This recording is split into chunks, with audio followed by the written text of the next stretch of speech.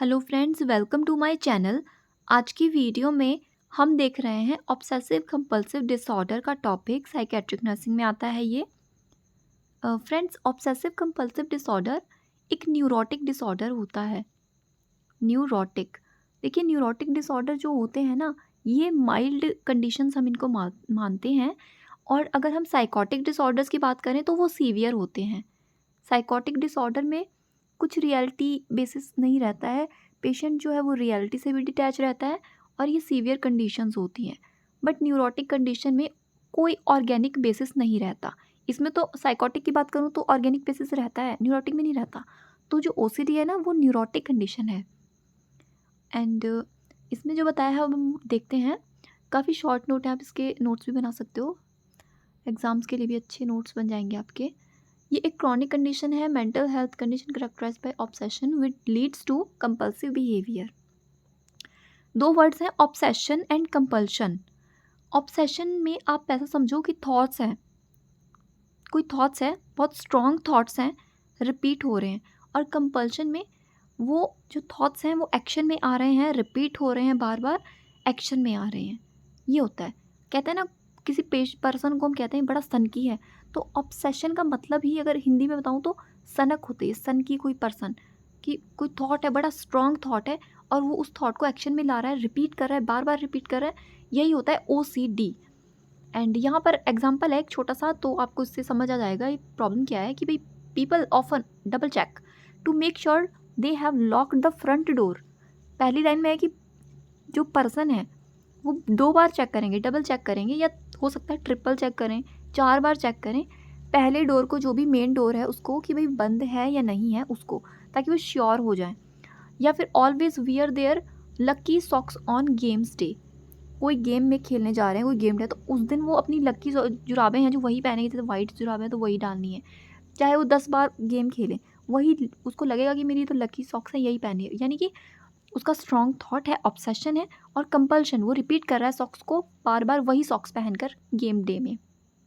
Simple ritual और habits that make them feel more secure. तो यहाँ पे बताया गया है कि OCD क्या होता है। Obsessive compulsive disorder is characterised by repetitive unwanted thoughts and irrational excessive urge to do certain action. मैंने आपको ऊपर ही बता दिया है इन चीज़ों को कि थॉट्स जो हैं वो अनवांटेड है, चाहते नहीं है कि आए दिमाग में, फिर भी आते हैं। फिर उन थॉट्स को वो रिपीट कर रहे हैं, चीज़ों को रिपीट कर रहे हैं, एक्शन में ला रहे हैं। और जो भी वो एक्शन कर रहे हैं वो चाहते तो नहीं होंगे शायद वो एक्शन करना, बट एक्सेसिव अर्ज है जिसकी वजह से वो उन थॉट्स को एक्शन में ला रहे हैं। ये पढ़ के आपको ऐसा भी लगेगा कि शायद ये प्रॉब्लम आप में है या आपकी फैमिली में किसी को है। इसको पढ़ने के बाद ऐसा लगता ही है, OCD को पढ़ने के बाद। All the people with OCD में know that their thoughts and behaviour don't make logical sense, they are often unable to stop them. एक तो जो उनके थॉट्स मन में आते रहते हैं बार बार, वो उनका लॉजिक कोई नहीं होता, मतलब तो कोई नहीं है उनका, फिर भी वो उनको स्टॉप नहीं कर पाते हैं। अनवांटेड थॉट्स हैं, बार बार आते हैं, कोई सेंस नहीं उनका, और फिर भी वो उनको स्टॉप नहीं कर पाते, इतनी उनकी कैपेसिटी नहीं है, अनेबल है वो उसमें। अब हम इनके ना सिम्टम्स देख लेते हैं कि अगर OCD किसी को हो जाए तो क्या इसमें सिम्टम्स रहते हैं। तो लाइंस भी थोड़ी थोड़ी पढ़ लेते हैं, वैसे सिम्टम तो नहीं है बट थोड़ा सा बताया हुआ है इसमें नीचे लिखे हैं सिम्टम्स, वो भी दिखाऊंगी मैं आपको। ऑब्सेसिव थॉट्स और compulsive behaviour associated with OCD generally last more than 1 घंटे के लिए रहेगा ईच डे, हर दिन में, इंटरफेयर विद डेली लाइफ। रोज़ की लाइफ में ये डिस्टर्ब कर सकता है OCD, जिस भी पर्सन को ये प्रॉब्लम है। रोज़ हो सकता है, 1 घंटे के लिए हो सकता है, हर दिन में। अभी यहाँ पे जो लिखा है ऑब्सेशन के बारे में लिखा है। ऑब्सेशन क्या है? दीज आर अपसेटिंग थॉट्स और इम्पल्शन दैट रिपीटेडली अकर। बार बार जो वही चीज़ें रिपीट हो रही हैं बार बार, जो मैं आपको बता रही हूँ। पर पीपल विद OCD में try to ignore suppress them. People ये सोचते तो हैं, ट्राई भी करते हैं कि वो इग्नोर कर दें, इसको दबा दें अपने थॉट्स को, but they may be afraid that somehow the thoughts might be true. फिर भी वो डरते हैं कि ये थॉट्स जो हैं वो सही है, उनको कहीं ना कहीं ऐसा लग रहा है। The anxiety associated with suppression can also become too great to endure, making them engage in compulsive behaviour to decrease their anxiety. ये जो भी थॉट्स हैं वो सप्रेस करना चाह रहे हैं मान लो, बट वो सप्रेस नहीं करते, वो उन थॉट्स को कंटिन्यू करते हैं, यानी कि माइंड में तो आ ही रहे हैं, फिर भी वो रिपीट कर रहे हैं, उनको एक्शन में ला रहे हैं। क्यों कर रहे हैं ऐसा? ताकि वो अपनी एंग्जाइटी को रिड्यूस कर सकें, इसलिए कर रहे हैं। कंपल्शन में क्या है? These are repeated act that temporarily relieve the stress and anxiety. Compulsion में यही है कि जो वो एक्ट कर रहे हैं वो उनकी स्ट्रेस एंग्जाइटी को रिड्यूस करता है, रिलीफ देता है उससे। Brought on by an obsession, often people who have compulsion believes these rituals will prevent somethings bad from happening. यानी कि कहीं ना कहीं डर भी है उनको कि ऐसा अगर सप्रेस करेंगे तो कुछ हो जाएगा, उनकी एंग्जाइटी रिड्यूस नहीं हो पाएगी।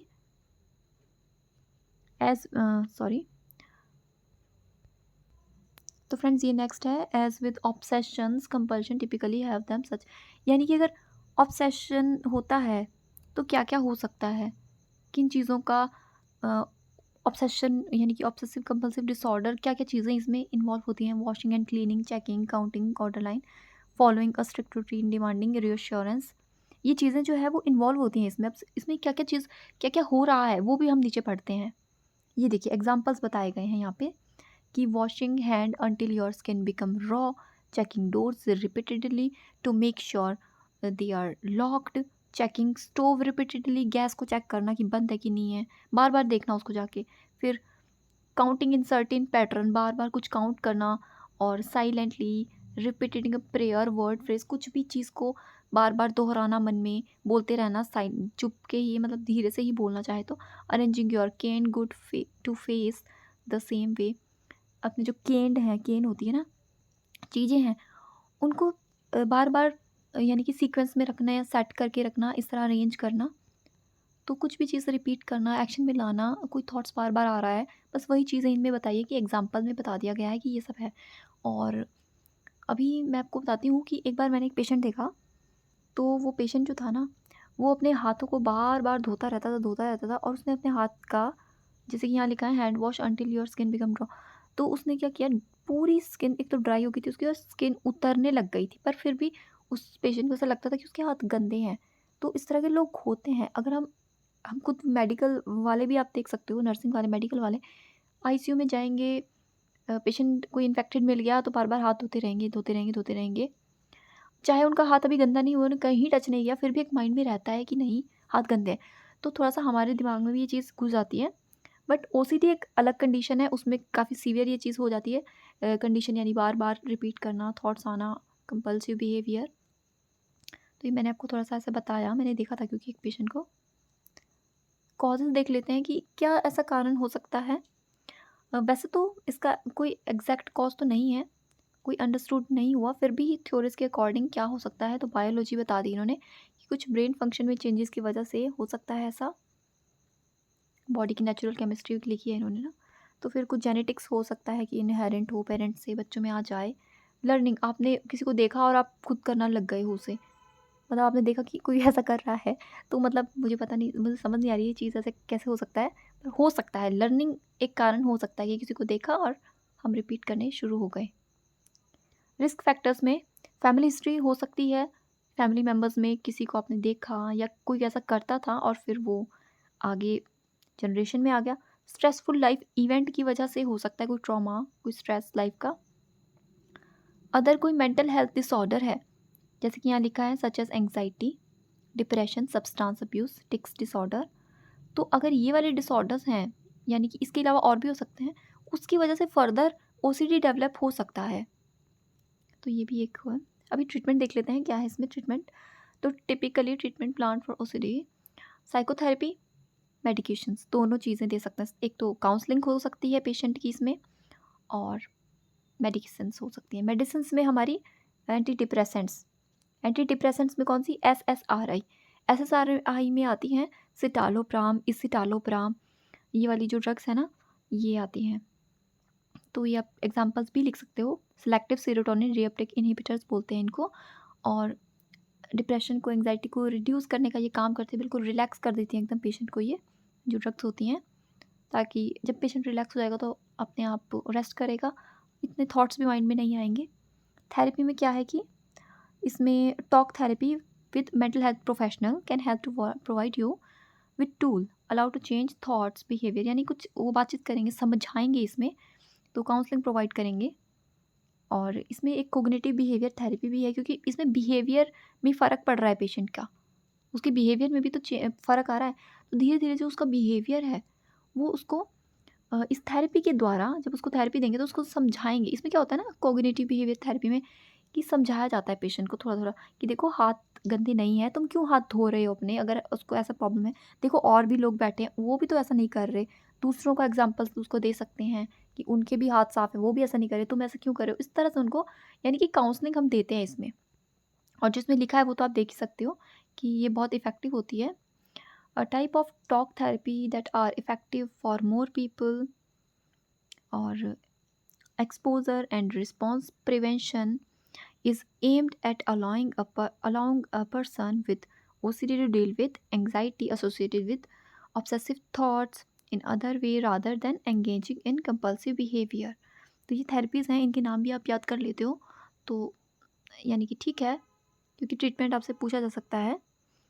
ऐसा नहीं है कि अलग से ट्रीटमेंट ही पूछेंगे, आपको एग्ज़ाम में जब आएगा ना तो ओसीडी आपको पूछेंगे। ओसीडी का एक अलग से टॉपिक शॉर्ट नोट आ सकता है या फिर ऐसे ही आ सकता है कि ओसीडी के कॉजेज़ क्या हैं, sign and symptom definition and treatment, ज़्यादातर यही पूछा जाता है। तो आप इनके नोट्स बना सकते हो। और जो ये पीडीएफ है ये तो मेरे टेलीग्राम ग्रुप में है, वहाँ से आप ले सकते हो अगर आपको ये पीडीएफ ही चाहिए तो। Thank you so much for watching.